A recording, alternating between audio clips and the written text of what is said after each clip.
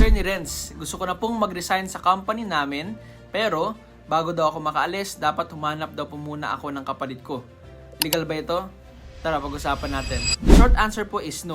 Hindi legal na gawing kondisyon ng kumpanya ang paghahanap mo ng kapalit bago ka makaalis. Ayon po sa ating labor code, ang right to resign ay isang karapatan ng isang empleyado o manggagawa. At hindi ito pwedeng hadlangan ng employer. Hindi po pwedeng pitin ka na maghanap ng kapalit o maghintay pa ng replacement bago ka mag-resign.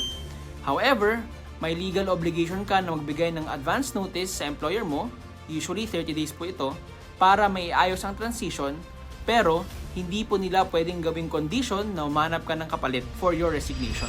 Now, pwede naman pong maglagay ng ganong obligation sa kontrata mo ang employer mo. Pero, when viewed vis-a-vis the prohibition on involuntary servitude, I will argue na hindi ito kondisyon sa resignation mo, pero baka maging liable ka for breaching your contract. So, kahit hindi ka makahanap ng kapalit, may karapatan ka pa rin mag-resign, basta't sumusunod ka sa tamang proseso. Again, this is Attorney Renz of Respicio & Company Law Firm. Please like, share, comment, and follow. Peace.